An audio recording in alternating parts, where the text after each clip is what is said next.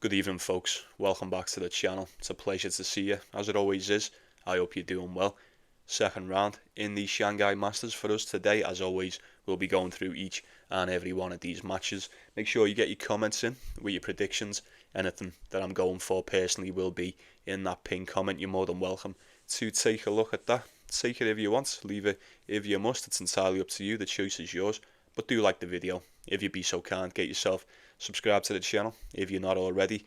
Touching on 3k, we're on the road to 3k. We'll be there sooner than later. Get yourself involved. It would be an honour to welcome you to the team. But now that's out the way. Quick recap. Recap time. Time for the recap. How did we all manage yesterday? Did we win? Did we lose? Did we just come close? Most importantly, did we enjoy the matches? Excuse me. Nearly lost that there. What happened with me? I had Terence Satman, Valentin Royer. Terence Satman, that was void straight off the bat. Straight off the bat, he lasted about 4 to 5 games. Don't know what happened to him. That's a pull out. It's the right thing. If you can't play, you can't play. It's still a win. It weren't a loss. Didn't win as much as I originally planned. But we'll still be taking that. It could have been a hell of a lot worse. Shout out to Valentin Royer for seeing that one out in the end against Navone. But yeah, share with the group. Get yourself involved. Don't be shy. And we'll waste no more time with it. Let's get right into business, folks. Let's get it on. It's going to be Ben Shelton, and he's taking on David Goffin. I would have to go with Ben Shelton. I feel like I would have to side with Shelley in this one.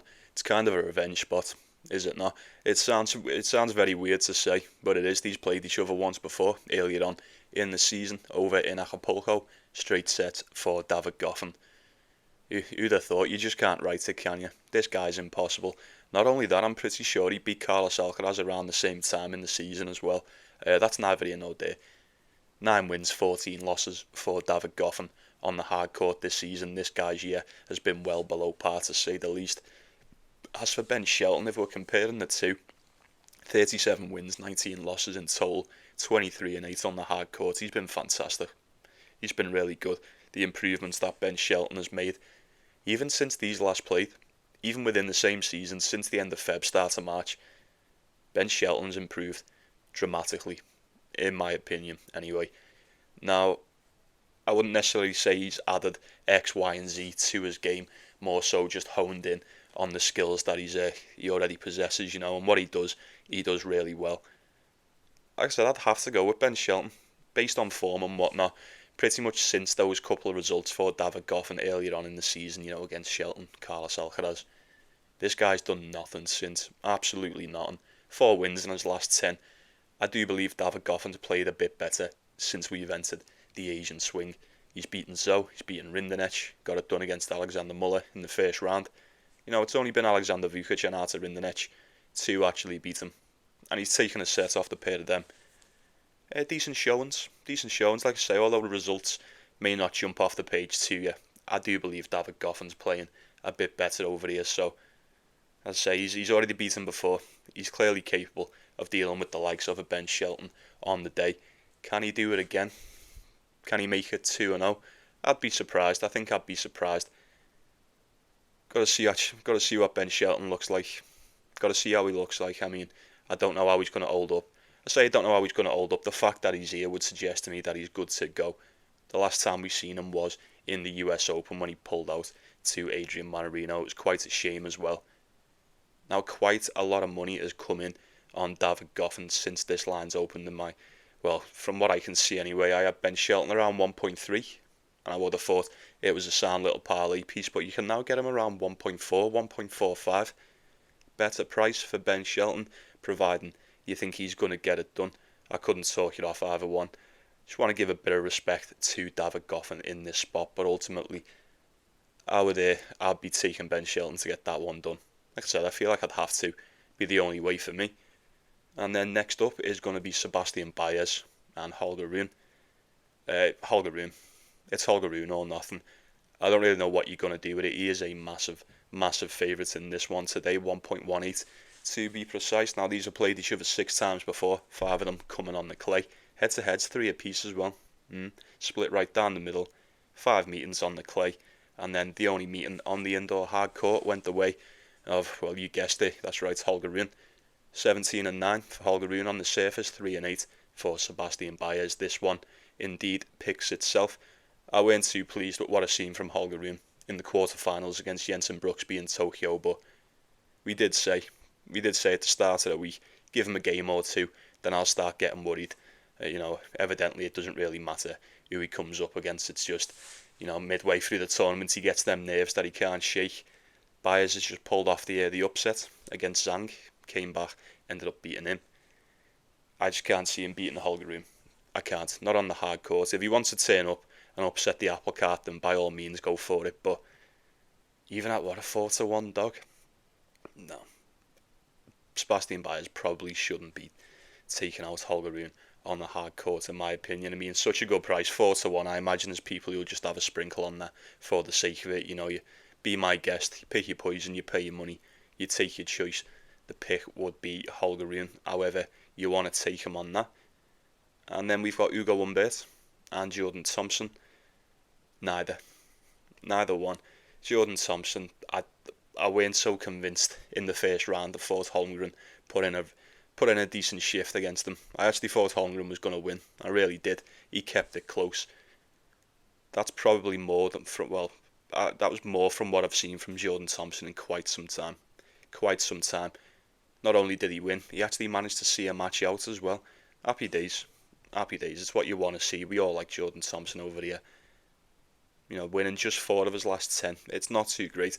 I'm not gonna go on about it too much. We know Jordan Thompson's really struggled with fitness and injuries this year. It is what it is. It's a damn shame. Ugo Humbert. You'd think this guy had been struggling with injuries and that all year. He's had 1 or 2, but I think the fact is with Ugo Humbert, he's just bang out of form. I don't know exactly what's up with Ugo Humbert. Ever since he had that wrist injury over on the grass, he's come back and I say he hasn't been the same, but he weren't really doing that great, prior to said injury as well. So once again, I'm not too certain what's going on with Ugo Humbert at the moment. 3-game losing streak. Jensen Brooksby, Adam Walton, big foe. I mean, I think he's won about 3 or 4 out of his last 10, has he not? He's won 3 of his last 10. Sonego, is that Billy Harris? Yeah. Lorenzo Sonego, Billy Harris. And, that's going back to Eastbourne. That's going back to when we were on the grass. He's beat Coleman Wong in Cincinnati. That's it. That is literally it. He's went 1-3. A win against Wong. And then the 3-game losing streak.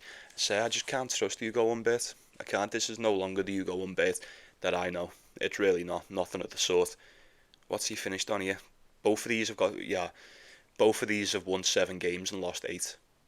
And we know how much Jordan Thompson struggled this season. 13-5, 18-7 for Ugo Humbert. That just doesn't seem right. I expect a hell of a lot more from the Frenchman. I really do. 26 in the world compared to 85 in the world. And the records are near on identical. Pretty much identical. And that tells you a lot about this matchup right here. 1.65, 1.7 for Ugo Humbert. People are fancying a piece of Jordan Thompson in this one. I don't blame them. It feels like, it has been all season. All season I've been waiting for Ugo Humbert to come good. And it's the 2nd of October right now. And I'm still waiting.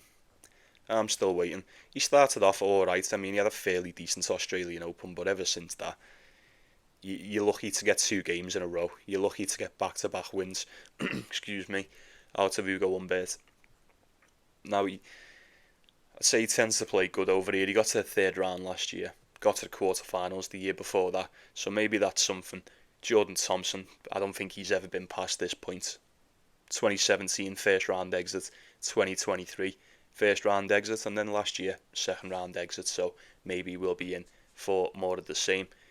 Now, these have played each other a couple times, I think. I would have imagined so anyway. Yeah, head-to-head's 1 apiece. There is a walkover in there in Brisbane, start of last year. Jordan Thompson beat him in the Cincinnati Masters last season. That was in 3 sets, very close game. And then most recently was also last year, Paris Masters, straight set for Ugo Humbert.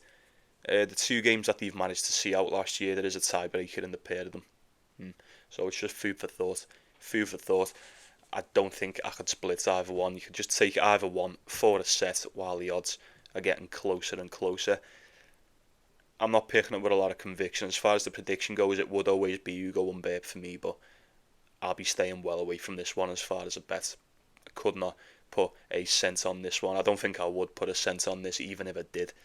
Hugo Humbert or nothing. I'm not that confident. I'm just not so sure Jordan Thompson's ready for another 3-set war if need be. It may not even get that far with this version of Hugo Humbert, if I'm being honest with you, but we'll cross that bridge when we come to it. And then we've got Tien, and he's taking on Kecmanovic. If this was last week, probably just would have taken Tien, right? Probably would have taken Tien. Actually, you know what? Let me just start by saying this. Back-to-back retirements. Did anyone watch that Medvedev game with Tien? I missed the video because I weren't well. Musetti pulled out against them, and I thought, you know what? It is what it is. I didn't really think too much of it. That Medvedev game, though, I didn't have any cash on that. I know a few people probably would have done. Absolutely, they would have done anyway, especially with how good Medvedev had played in Beijing. What happened to him? Did you see him in that third set? See him start fucking about. He was walking around like he snapped his hamstring clean off. And then what happened? Did the umpire pretty much tell him to sort his shit out? Like, what did he say? What's up with you? Get a fucking grip. Hey, Daniel, get a grip, lad. What are you doing? And then, yeah, I don't know what happened. Just a load of bollocks. But Tien, man, I don't want to say lucky, but I suppose I'm going to have to kind of say it. Back-to-back retirements, playing Jannik Sinner in the final. Who'd have thought? Tien would get to that final? Absolutely not me. Not me. But he did. Kinda didn't, but he still kinda did. Well, he absolutely did, but it doesn't hold as much weight as what it probably would have done. Providing the quarter-final and a semi-final opponent were fit. But it's neither here nor there. Fair play to Tien. He does take on Kecmanovic today. Head-to-head 1-0 to Kecmanovic. That was back in 2022 in the US Open. I'd like to think Tien has improved quite a lot since then. Back-to-back tournaments. It's the case more often than not with a lot of them. You play back-to-back tournaments. You've just got to the final. Very quick turnaround. As a matter of fact, 1 day in between. Now you've got to play another tournament. New conditions, what have you. Now, Tien doesn't exactly strike me as the type of guy that's just going to gas out. As a matter of fact, I think I can tell just by looking at him, this guy's got bags of stamina. He's got bags of stamina. Now, whether the ability will hold up shall remain to be seen, but I'd be willing to roll a dice and say Tien might be good for one more. He might be good for one more. I don't know. I'm not gonna hang me hat on it, but we'll wait and see. The fact that he's an even money dog in this, clearly I'm not the only one with a couple of concerns. We see it. It happens to the best of them. They've gotten that far before. Well, pretty much recently, like I say, getting to the final. You see them coming into the next one. I don't want to say they're less inspired, because then you'd be more inspired to win the Shanghai Masters than the Beijing 500. That's just me personally, but you can only go so far. Your body will only let you do so much. Like I said, if this was last week, I'd have probably taken Tien to beat Kecmanovic. Kecmanovic is just a 50-50 player. I mean, what are we working with here? This is 1, 2, 3, 4 wins of his last 10. Going back to the first round in Washington. Close one against Quinton Hallis. Kovacevic, who's bang out of form. Darderi, who can't play on the hard court. And then Kirchen in the Davis Cup. First round exit to Mensah in Beijing. In a weird way, I kind of want to just side with Tien. It does feel like going against the grain on this one. I think he might just be good, at least for a set. He might be good for a set. But then again, don't crucify me if he comes out and he looks like absolute shit because he's got nothing left to give. We'll sit there and go, oh yeah, we kind of expected that. So I'm going to stay off this one. I would lean towards Tien, but just wait. It's probably an in-play one waiting to happen. This is probably ideal for an in-play bet, if you ask me. If he looks alright, if he looks like he's holding up, he stands a rather good shout at taking out Kecmanovic in my opinion, but we'll wait and see. Right, so the next one is Tallon Griekspoor and Jensen Brooksby. You just can't go with Tallon Griekspoor at the moment, can you? You just can't trust him to win any match against anyone. Now, I'm not saying you go with Jensen Brooksby. I'm really not. I'm just saying, personally, I couldn't go anywhere near Tallon Griekspoor today. When was the last time we seen him win a match? When we were on the clay? I mean, since we've come back to the hard court, this guy is yet to win a game. This is nothing like the Tallon Griekspoor that I know, to say the least. Etcheverry, Medjedovic, Fuskovic, Mannarino, Taro Daniel, Corentin Mute. That's right. How many's that? Six in a row. Back to back first round exits for Tallinn Griekspoor. And I probably wouldn't be surprised if we see another one today. We were joking around the other week. We said after he took that title in Mallorca, this guy just went, yeah, ring me up, check please, I'm done. See you in Australia. You can't continue like this. You can't. I always say you do inevitably snap out of a slump. You're not going to lose forever. I imagine Tallinn Griekspoor. Well, I've been saying this for what feels like months now.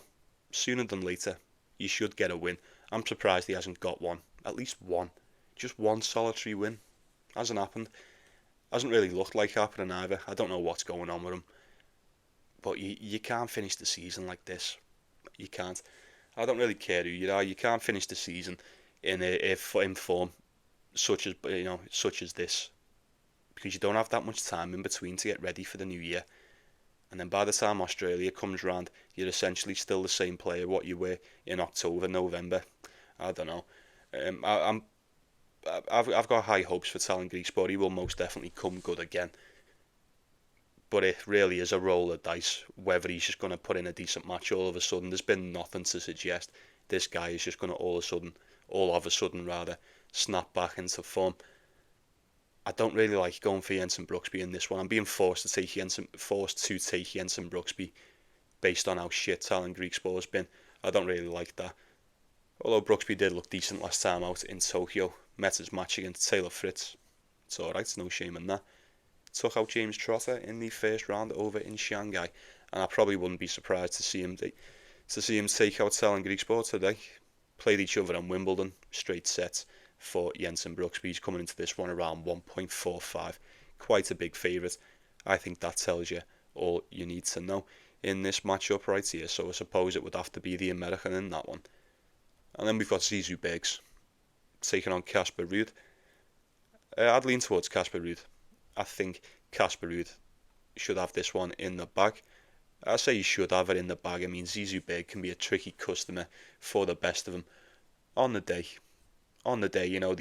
These stellar results from Zizou Bergs can be few and far between, but he's more than capable of turning up and putting in a hustle, especially against Casper Ruud. These have played each other once before, back in 22. Doesn't really mean much coming into this. That was on the grass, straight set win for Zizou Bergs. 17-14 for Bergs on the season. On the surface, and then 16-9 for Casper Ruud.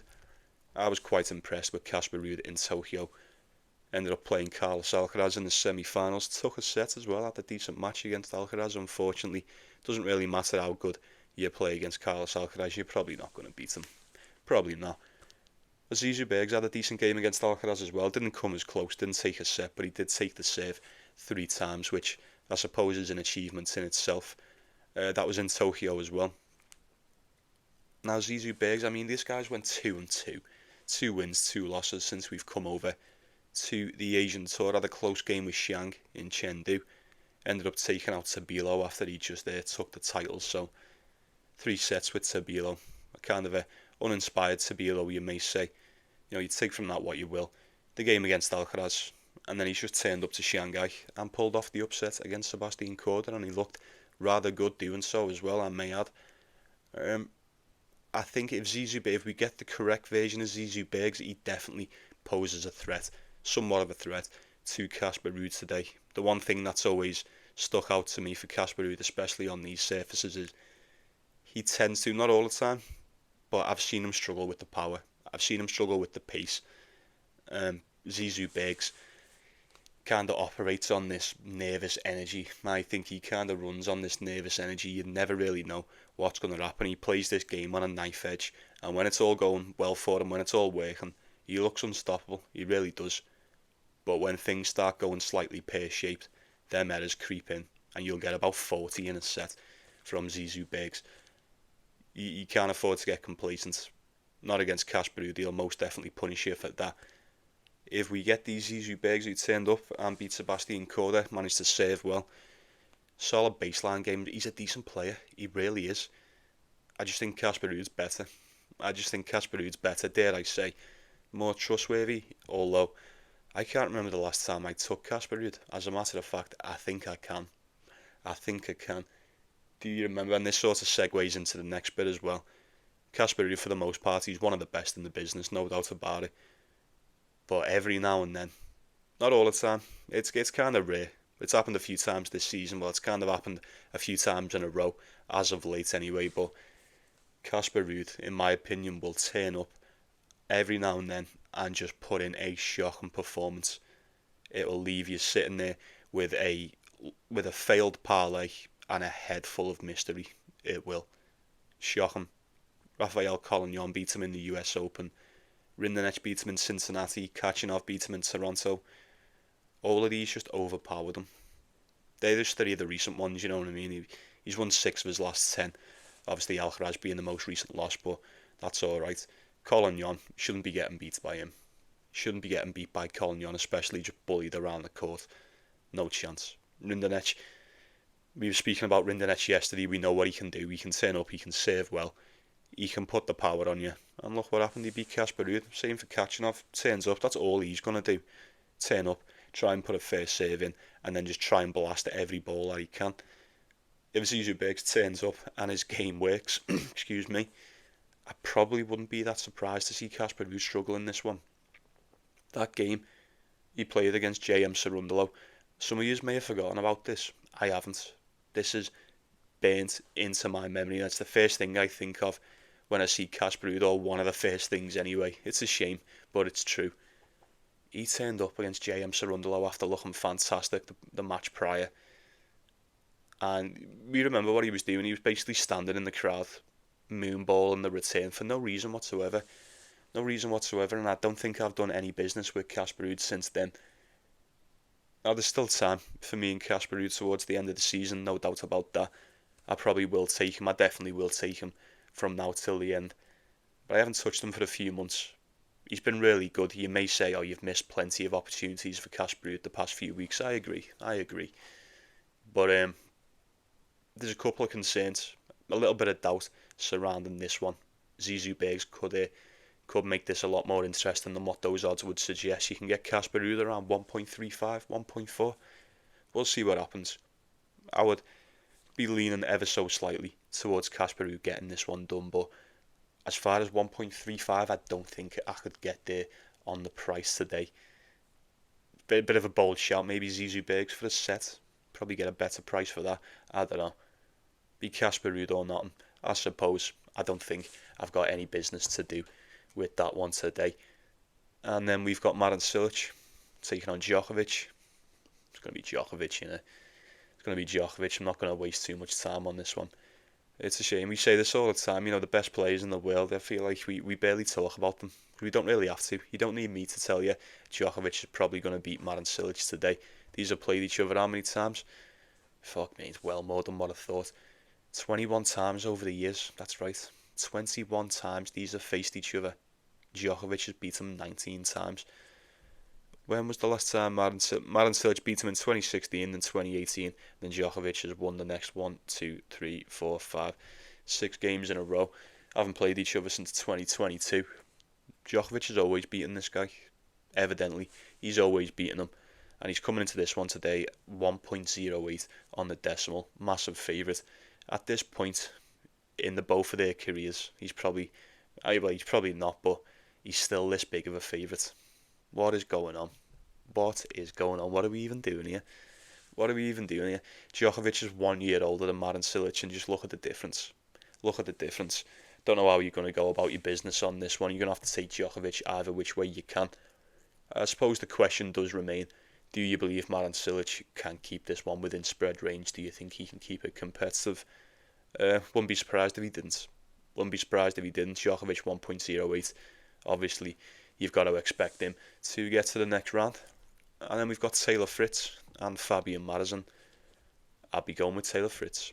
I would be going with Taylor Fritz, plain and simple. He played each other once before. The Australian Open started last season, 3-1 to the American. How much has Taylor Fritz improved since then?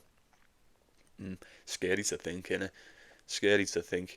Outside Jannik Sinner and Carlos Alcaraz, it is my belief that Taylor Fritz is what I would consider the best of the rest. At least at the moment, anyway. At least since Jack Draper's gone. Anyway, I'm only joking. I'm devastated about that. I was thinking about that before. I was just like, where is he? What's happening with him? We need Jack Draper back, don't we? But Taylor Fritz will have to do. He'll have to do.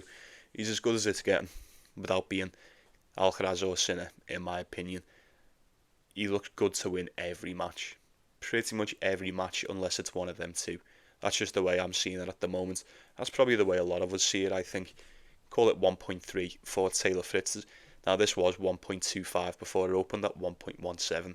Bit of cash coming in on Fabio Mares and Taylor Fritz. Obviously, getting to the final in Tokyo. Would have had 2 days rest in between. Will it be enough? Will it be enough? I don't want to sound disrespectful. I'm not taking anything away from Fabio Marozsan because I'm a bit of a Fabio Marozsan fan. I won't lie. I feel like even Taylor Fritz, maybe not out of, not going to say full fitness, but maybe not necessarily a full 100% Taylor Fritz, probably still has enough to just save this one out and just beat Fabio Marozsan. I think Taylor Fritz is just clinical at the moment, and what he does, I don't know who else does it better than him. That serve is unstoppable. Just the service game in general is flawless from Taylor Fritz. If you can't break him, you'll break yourself. Simple as that. Fabio Marozsan definitely falls into that category. He's had a couple of decent results as of late, especially since we've come over to the Asian swing. Benjamin Bonzi, Alexander Muller, straight sets, Yannick Sinner, Ander Mazars in the quarterfinals in Beijing, and then come over to Shanghai. Close match, 3 sets with Stan Wawrinka. That's right. Now you take from that what you will. Going 3 sets, having to go to war with Stan Wawrinka in Shanghai in 2025. And now you've got to play Taylor Fritz, who may be a bit fatigued. I'll give him that. He may be a little bit fatigued, but Taylor Fritz doesn't do much, does he? He's like a tennis sloth. He's so efficient, but he barely moves. Doesn't have to. He doesn't have to. Like I said, I can see Taylor Fritz coming up and just smoking him out with that serve like he does with everyone else. Unless you're the best of the best, you're probably not going to come close to Taylor Fritz. It may be a close game. It may be close. Fabio Marozsan might be able to keep this within spread range. I couldn't take him to win it. I just couldn't take him to win it. It would have to be Taylor Fritz for me. I mean, look at this. 28 with 29 wins, 10 losses. 13-11 for Fabio Marozsan. 27-23 on the season for Marozsan. 49-18 for the number 4 in the world. It should be number 3. Number 3 incoming very, very soon. But definitely not the number 1. That's for sure. Unlucky. No, I'm only joking. Yeah, Taylor Fritz. Got to be every single day of the week for me in that one. Right then, folks. Got a few more. Shouldn't take that much longer. We've got Jaume Munar and Flavio Cobolli. It should be a decent game. If this was on the clay, I think it would be a lot more interesting, if I'm being honest with you. But we've got it on the hard court. And you're getting Flavio Cobolli around 1.7. Slight favourite. Only the slightest of favourites. There's quite a bit of cash coming in on the Italian. I don't know if I agree with it. I don't know if I agree with it or not. I haven't got too much to say about this matchup. But do we think Flavio Cobolli's that much better than Jaume Munar on the hard court? I'll be honest with you. I think, if anything, Jaume Munar is probably just a little bit better than Flavio Cobolli this season at the moment. We said that at the start of the year, Flavio Cobolli was in the mud on the hard court. He could barely win a game. He most definitely picked it up. He started to pick up a bit of steam over the clay and on the grass. And then coming back to the hard court, he's kind of took a bit of momentum back into this. Got himself a couple of games, but not too much. Not too much. I mean, he struggled for the most part. He has struggled for the most part. 9-12 on the season, 9-12 on the surface, and then 13-10 for Jaume Munar. Like I said, I don't think Flavio Cobolli's that much better, if better at all, than Jaume Munar. I really don't. Is he going to be better on the day? Perhaps. That shall remain to be seen. Tien just beat Flavio Cobolli over in Beijing. And Flavio Cobolli was, what was he, about 1.5, 1.6 to win that match? Yeah, 1.5. Massive favourite to win that. And Tien just wiped the floor with him. He did indeed. Jaume Munar, he looked decent against Fucsovics. It went the way that they all go. It looks like he stands no chance. It looks like he's going to get beat. He'll drop a set. as soon as the tables start to turn, as soon as it starts to tilt in the favour of the Spaniard, there's usually only one outcome. Usually only one outcome. I see a lot of back and forths in this one. I couldn't talk you off either one really. You've just got to pick your poison, pay your money, and take your choice. I wouldn't mind Jan Munar as just a slight dog pick in this, at least for a set. At least for a set. I don't know. He's quite a good dog, isn't he? He's quite a good dog. I feel like Jan Munar operates rather well around this price. I really do. It would be the Spaniard for a set in that one if I had to take anything. And then this is probably going to be a quick one. We've got Alexander Bublik and Valentin Vacherot. It's got to be Bublik. I would like to take Alexander Bublik in this one today. Can I trust him after that absolute stinker he put in against Adrian Mannarino? I'm not too sure. I think it can. I'd like to think it can. Maybe a bit. Maybe he was a bit of a lack of inspiration for that Beijing tournament. He had just took the title in Hangzhou a couple of days prior to facing Adrian Mannarino, and he looked like he just didn't want to be there. Looked like he didn't want it. It was kind of doomed from the get-go. You've seen the levels immediately in that one. I'm hoping for a better showing from Alexander Bublik today, and he's going to need it because Valentin Vacherot's been playing decent. He's come through qualifying just about. Took out Nishesh and Liam Draxel in 3, and then turns up in the main draw and beats Laszlo Djere in 2. I don't know how much that means to you. I don't know how much weight that holds anymore. I mean, Laszlo Djere, I feel like I haven't seen this guy play in forever. Kind of knew Vacherot was going to win that. He was quite favoured to get it done as well. But he is a massive, massive dog against Alexander Bublik today. I expect nothing less. You'd be lucky to get 1.3 for Alexander Bublik today. Call it 1.25 for the most part. I would have to go with him. I would have to assume it's going to be business as normal. Business returns for Alexander Bublik. No fucking about. It needs to be. It needs to be. He's been playing too good for too long to just let it all slip now. You know, a couple of weeks ago we were talking about Bublik potentially getting a spot in the finals. Is that still on? I'm not too sure if it is. You let me know. But I fancy him to get this one done against Valentin Vacherot. I mean, 12-9 on the season. This guy prefers the clay, I think. 24-12 for Vacherot on the clay. 40-22 on the season. He's had himself a decent year. How decent of a year is he going to have, though? I mean, is he going to take out Alexander Bublik? I wouldn't have thought so. Not many can. Not many can when he turns up and does his thing. So we shall move on to who's next? Got Matteo Bellucci and Thomas Machac. I'd have to go with Thomas Machac. I wouldn't pick it with a lot of conviction, if any, but I'd have to go with Thomas Machac. Much more, but he's just well better than Matteo Bellucci. What are we doing here? What are we doing here? 20 wins, 9 losses for Thomas Machac so far on the surface, 10-12 for Matteo Bellucci. I will say Matteo Bellucci seems to have picked it up a bit more the past couple of months. He did get himself a title on the Challenger Tour prior to Winston-Salem. Went 1-1 over there, 1-1 in the US Open, 1-1 in Tokyo, and now we come to Shanghai, and he's just beat Adam Walton in straight sets. I think he may just go 1-1 again. Thomas Machac is on a 2-game losing streak, dating back to the US Open, but he didn't look that good over in Tokyo against Shima Bakoro. As a matter of fact, he made Shima Bakoro look like a top 10 player. He really did. He made him look 10 times better than what he actually was, because he turned up and played the exact same against, was it Sebastian Korda, I think, the game after that? Don't quote me on it. Yeah, Sebastian Korda, and he looked like absolute shit. So, nice one, Thomas Machac. You'd have me thinking Shimon Bakoro was going to cover that spread against Sebastian Korda, but it was just you. It was you all along. Now, I always say about Thomas Machac, it's all or nothing. He's either going to turn up, go deep, or he's going to turn up and just go straight home. Bit of a roll of the dice on which one you're going to get. I do believe Thomas Machac is miles above a Matteo Bellucci. I really do. Although the current form may not suggest it, it may suggest otherwise. You know, we're talking 4 wins out of his last 10 for Thomas Machac. This is dating back to before Wimbledon as well. It's not too great. There's a certain type of Thomas Machac that if he turns up, you don't really stand much of a chance against him, if I'm being honest. Was it this tournament last year? It was around this time. Yeah, he got to the semi-finals in the Masters last year. When Thomas Machac plays well somewhere, he tends to play well somewhere. Matteo Bellucci put in a decent hustle against Adam Walton, but then again, after he took that first set tiebreaker, it was a very close first set, not a lot in it. It seemed like Adam Walton just gave up. 6-1 in the second.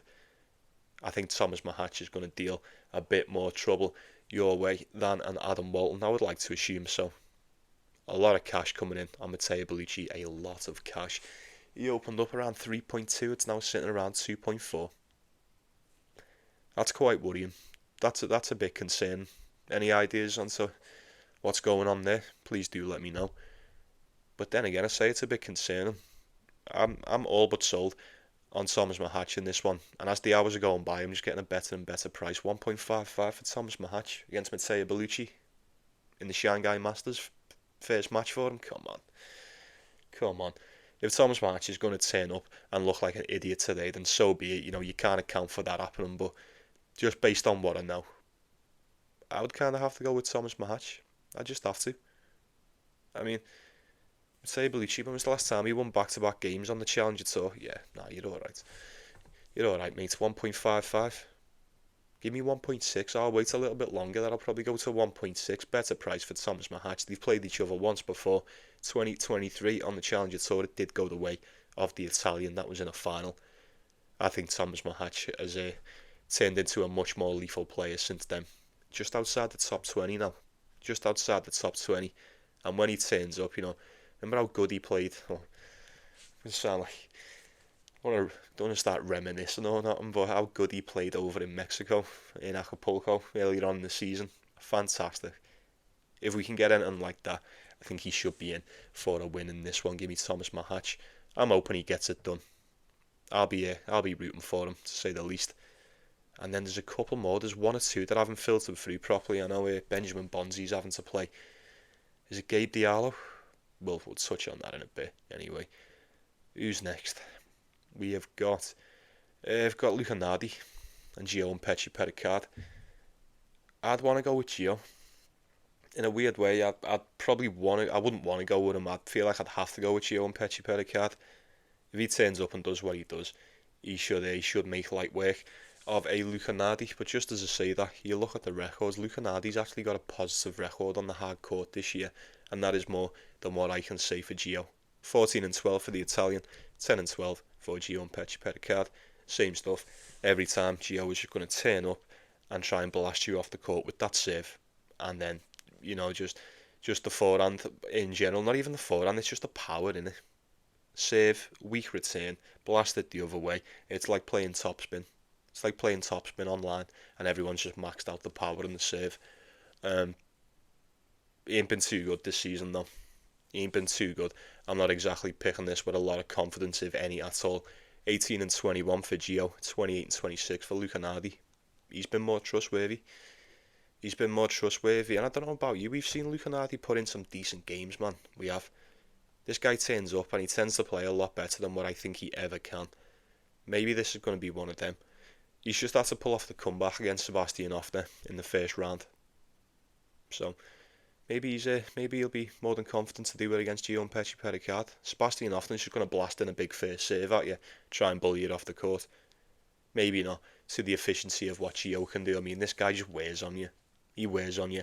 There's always enough 3 points in that first serve for him to get a tiebreaker out of these matches. You could be in for an over. 1.55, 1.6 for Gio. It may or may not, but it just may. Come tomorrow, in hindsight, that might look like a steal. If he turns up and he's just too big, too strong, just too much in general for Luca Nardi, it might be a rather routine win for Mpetshi Perricard today, but I wouldn't be willing to roll a dice on that. And then we've got Francisco Cerundolo and Adrian Mannarino. I'll be going with Mannarino. I'm not going to overthink this one. It's funny, innit? It's funny how since we've come back to the hard court, Mannarino's just been beating everybody. Everybody. Doesn't matter who you are. Unless you're like Yannick Sinner or one of the best, everyone's getting it. Everybody's getting it. And I wouldn't be surprised if Francisco Cerundolo gets it today. I really wouldn't. We'll give a bit of respect to Cerundolo. This guy's no joke. He's no joke. He's all terrain. But if this was on the clay, it'd be a different story. As a matter of fact, I'd probably be all in on Cerundolo, just take me chips, 11-7 on the surface this season, 17-17 for Mannarino. Probably doesn't do it justice. He has most definitely pulled it back in the second half of the season. He kind of had to. He's been unbelievable, man. He's been unbelievable. And you don't need me to sit here and break down the game of Mannarino, because we all watch the games. We know what he's about. We know what he can do. And more importantly, we know how much his opponents struggle. We know how much they struggle. Doesn't matter how good you think you are. How good can you play against Adrian Mannarino? We'll see how good you are against this guy. This really is the test. Not many have been able to pass said test as well. Like I say, Berrettini. Did anyone watch the match against Berrettini in the first round? Not a single break point. He didn't see a single break point against Berrettini. Easy. Super solid. Just ice cold from Adrian Mannarino. Cerundolo is on a 2-game losing streak.